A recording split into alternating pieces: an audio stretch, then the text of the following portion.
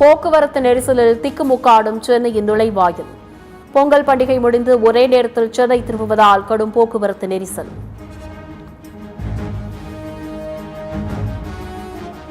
உத்தரப்பிரதேச மாநிலம் ஜான்சியில் சுங்கச்சாவடியில் நின்றிருந்த கார்களை வேகமாக இடித்து தள்ளிய லாரி.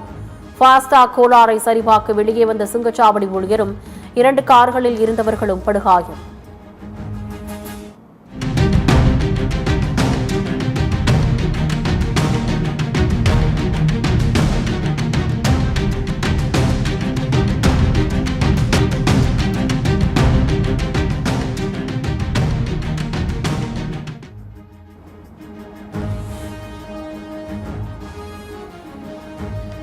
வாக்காளர் பட்டியலில் பெயர் சேர்க்க விண்ணப்பிப்பதற்கான அவகாசம் முடிந்தது. தமிழ்நாட்டில் இறுதி வாக்காளர் பட்டியலை அடுத்த மாதம் 17ஆம் தேதி வெளியிடுகிறது தேர்தல் ஆணையம்.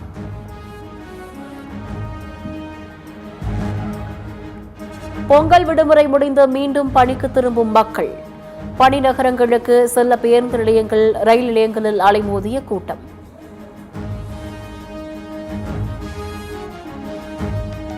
கோவளம் முதல் மாமல்லபுரம் வரை நன்னீர் தேக்கம் திட்டத்திற்கு மீனவர்கள் கடும் எதிர்ப்பு.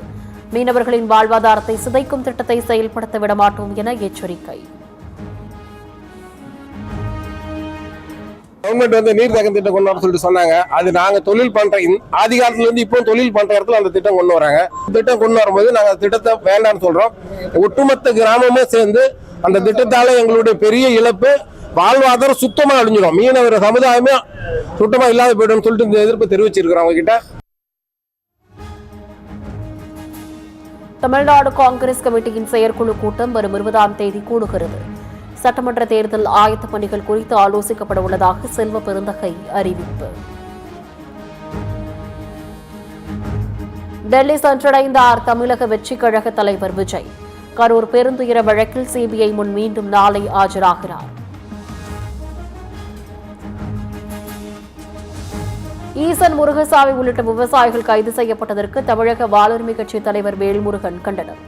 விவசாயிகளின் ஒற்றுமையை உடைக்க நிகழ்த்தப்பட்ட நேரடி அடக்குமுறை என பகிரங்க குற்றச்சாட்டு. தமிழ்நாடு சட்டப்பேரவை தேர்தலுக்கான அறிக்கையை தயார் செய்ய பாஜக சார்பில் குழு அமைப்பு.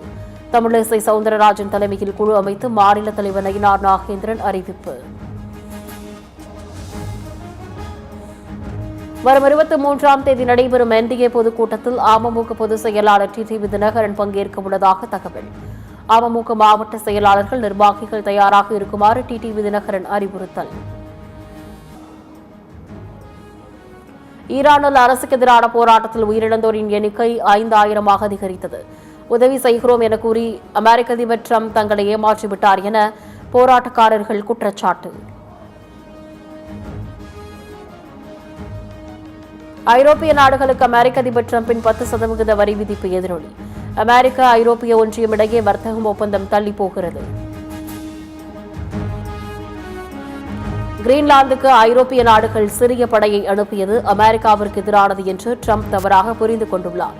இதுபற்றி நான் டிரம்பிடம் பேசுவேன் என இத்தாலி பிரதமர் ஜார்ஜியா மெலோனி உறுதி.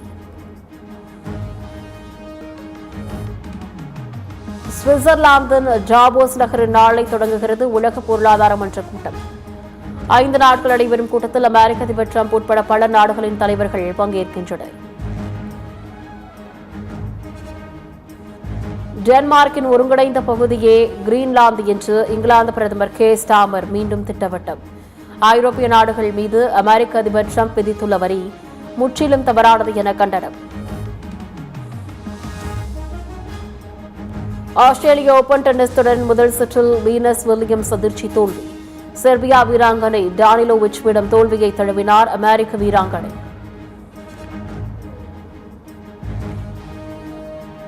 இந்திய அணி வீழ்த்தி ஒருநாள் கிரிக்கெட் தொடரை கைப்பற்றியது நியூசிலாந்து அணி. 2019க்கு பிறகு முதன்முறையாக சொந்த மண்ணில் ஒருநாள் தொடரை இழந்த இந்திய அணி.